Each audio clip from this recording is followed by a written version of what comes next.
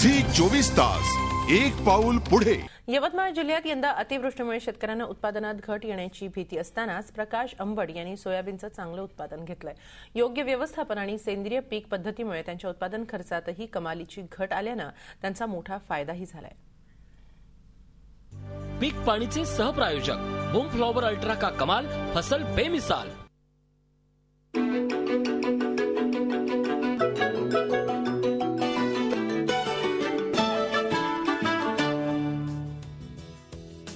वातावरणाच्या प्रतिकूल परिस्थितीतही सुभाष झांबड यांनी यंदा सोयाबीनचं चांगलं उत्पादन घेतलंय।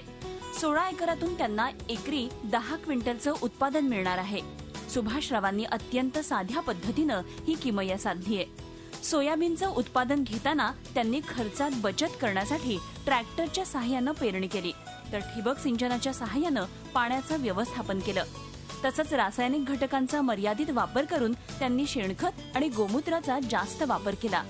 तसंच तण नियंत्रणासाठी सुभाषरावांनी रासायनिक पद्धतीचा वापर करून निंदणीच्या खर्चात बचत केली। विशेष म्हणजे दुष्काळजन्य परिस्थितीत सुभाषरावांनी ठिबकचा वापर करून आपलं पीक वाचवलं, तर अतिवृष्टीत पाण्याचा योग्य पद्धतीनं निचरा केल्यानं त्यांना हे उत्पादन घेणं शक्य झालं।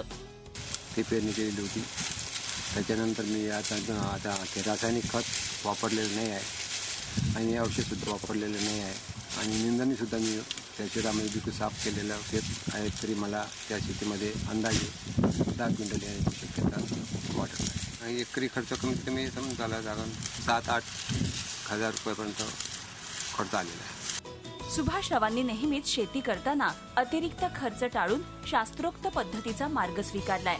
शेती व्यवसाय हा अनिश्चित व्यवसाय असल्यानं येणाऱ्या संकटांवर मात करण्यासाठी शेतकऱ्यांनी सदैव तयार असायलाच हवं, असा सल्लाही यावेळी त्यांनी शेतकऱ्यांना दिलाय।